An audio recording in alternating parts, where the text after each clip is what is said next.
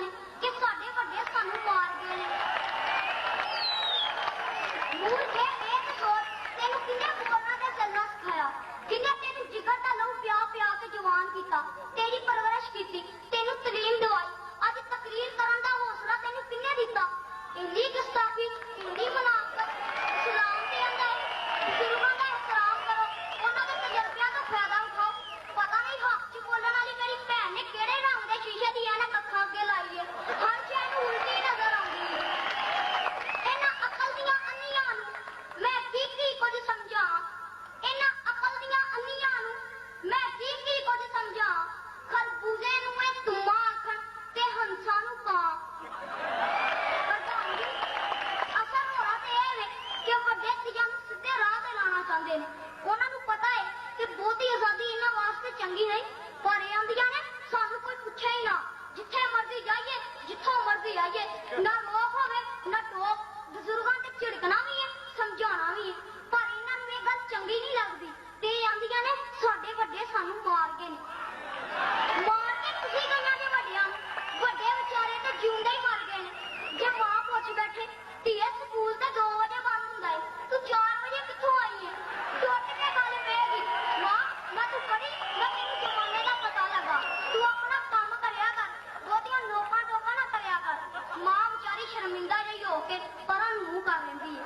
ਜੇ ਪਿਓ ਆਖਦੇ ਧੀਏ ਸਿਰ ਤੇ ਦੁਪੱਟਾ ਰੱਖਿਆ ਕਰ, ਘੂਰ ਕੇ ਵੇਖੇਗੀ ਅੱਬਾ ਤੁਸੀਂ ਕਿਹੜੇ ਜ਼ਮਾਨੇ ਦੀਆਂ ਗੱਲਾਂ ਕਰਦੇ ਹੋ?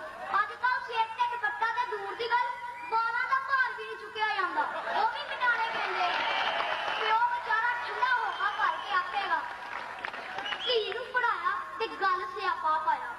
ਪ੍ਰਧਾਨ ਜੀ ਵੱਡੇ ਇਹਨਾਂ ਨੂੰ ਪੂਰੀ ਆਜ਼ਾਦੀ ਦੇ ਦੇਣ ਤੇ ਚੰਗੇ ਨੇ, ਤੇ ਜੇ ਡੱਕਣ ਤੇ ਇਹਨਾਂ ਕੋਲ ਬਰਦਾਸ਼ਤ ਨਹੀਂ ਹੁੰਦਾ। ਨਵੀਂ ਨਸਲ ਤੇ ਬੇਮਹਾਰ ਆਜ਼ਾਦੀ ਚਾਹੁੰਦੀ ਹੈ, ਪਰ ਬਜ਼ੁਰਗਾਂ ਨੂੰ ਇਹ ਆਜ਼ਾਦੀ ਵਾਰਾ ਨਹੀਂ ਖਾਂਦੀ। ਵੱਡੇ ਇਹਨਾਂ ਨੂੰ ਸਮਝਾਉਂਦੇ ਨੇ, ਇਹ ਗੱਲ ਪੈਂਦੀਆਂ ਨੇ। ਕੋਈ ਚੰਗਾ ਮਸ਼ਵਰਾ ਇਹਨਾਂ ਨੂੰ ਕਬੂਲ ਨਹੀਂ ਤੇ ਕੋਈ ਚੰਗੀ ਨਸੀਹਤ ਇਹਨਾਂ ਤੇ ਅਸਰ ਨਹੀਂ ਕਰਦੀ।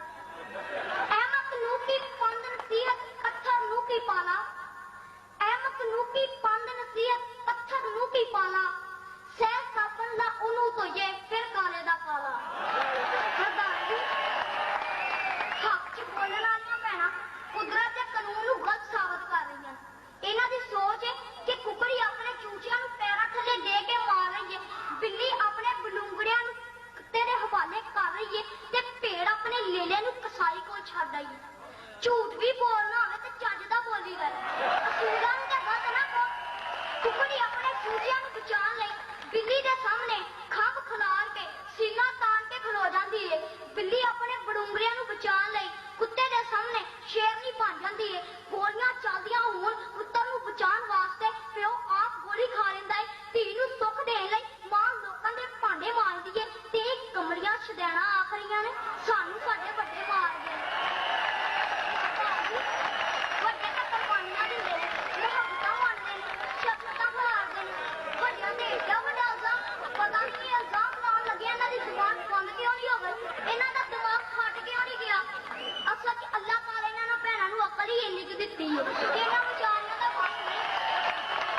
ਗੁਲ ਗਏ ਗੁਲਸ਼ਨ ਗਏ ਖਾਲੀ ਤਤੂਰੇ ਰਹਿ ਗਏ, ਗੁਲ ਗਏ ਗੁਲਸ਼ਨ ਗਏ ਖਾਲੀ ਤਤੂਰੇ ਰਹਿ ਗਏ, ਅਕਲਾਂ ਵਾਲੇ ਤੁਰ ਗਏ ਤੇ ਘੁੱਗੂ ਘੋੜੇ ਰਹਿ ਗਏ। ਵੱਡਿਆਂ ਸਾਡੇ ਨੇ ਕੀ ਕੀਤਾ ਹੈ ਸਾਨੂੰ ਯਾਦ ਨਹੀਂ। ਅੱਜ ਅਸੀਂ ਮੁਸਲਮਾਨ ਆ ਤੇ ਵੱਡਿਆਂ ਦੀ ਵਜ੍ਹਾ ਨਾਲ, ਜੇ ਅੱਲਾਹ ਕੋਲੋਂ ਡਰਨੇ ਆ ਤੇ ਬਜ਼ੁਰਗਾਂ ਦੀ ਵਜ੍ਹਾ ਨਾਲ। ਹਜ਼ਰਤ ਮੋਇਨੁੱਦੀਨ ਅਜਮੇਰੀ, ਬਾਬਾ ਫਰੀਦ ਸ਼ਕਰਗੰਜ, ਦਾਤਾ ਗੰਗਬਖਸ਼, ਕਾਇਦ ਆਜ਼ਮ ਰਹਿਮਤੁल्लाह अलैह, ਅਲਾਮਾ ਇਕਬਾਲ, ਕੀ ਕੁਛ ਕੀਤਾ ਇਹਨਾਂ ਸਾਡੇ ਲਈ, ਸਾਨੂੰ ਕੁਛ ਯਾਦ ਨਹੀਂ। ਅੱਜ ਅਸੀਂ ਮੁਸਲਮਾਨ ਆ ਤੇ ਬਜ਼ੁਰਗਾਂ ਦੀ ਵਜ੍ਹਾ ਨਾਲ। ਮੈਂ ਇਹਨਾਂ ਭੈਣਾਂ ਨੂੰ ਦੱਸ ਦੇਣਾ ਚਾਹੁੰਦਾ ਕਿ ਜਿਹੜੀਆਂ ਕੌਮਾਂ ਤਾਰੀਖ ਨੂੰ ਭੁਲਾ ਦਿੰਦੀਆਂ ਨੇ, ਤਾਰੀਖ ਉਹਨਾਂ ਨੂੰ ਭੁਲਾ ਦਿੰਦੀ ਹੈ ਤੇ ਆਉਣ ਵਾਲੇ ਵਕਤ 'ਚ ਉਹਨਾਂ ਦਾ ਨਾਮੋ ਨਿਸ਼ਾਨ ਵੀ ਨਹੀਂ ਹੁੰਦਾ। ਪ੍ਰਧਾਨ ਜੀ ਅੱਜ ਦੁਨੀਆ ਨੇ ਇੰਨੀ ਤਰੱਕੀ ਕੀਤੀ ਹੈ ਸਾਡੇ ਬਜ਼ੁਰਗਾਂ ਦੀ ਵਜ੍ਹਾ ਨਾਲ।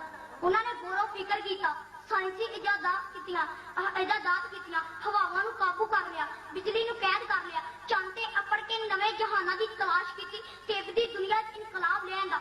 ਅੱਜ ਗਰਮੀਆਂ 'ਚ 에ਅਰ ਕੰਡੀਸ਼ਨਰ ਤੇ ਸਰਦੀਆਂ 'ਚ ਹੀਟਰ ਇਸਤੇਮਾਲ ਕਰਕੇ ਨਵੀਂ ਨਸਲ ਬਜ਼ੁਰਗਾਂ ਦਾ ਅਹਿਸਾਨ ਮੰਨਣ ਦੀ ਬਜਾਏ ਉਹਨਾਂ ਨੂੰ ਤਾਨੇ ਦੇ ਰਹੀ ਹੈ। ਇਹਨਾਂ ਦੀ ਤੇ ਉਹ ਗੱਲ ਹੋਈ, ਆਪ ਕਿਸੇ ਜਈ ਨਾ ਤੇ ਗੱਲ ਕਰਨੋਂ ਰਹੀ ਨਾ, ਬੀਬੀ ਕੋਕਾਂ ਤੇ ਮੇਰੇ ਲੋਕਾਂ। ਜਿਹੜੀ ਭੈਣ ਵੱਡਿਆਂ ਤੇ ਇਲਜ਼ਾਮ ਲਾ ਰਹੀ ਹੈ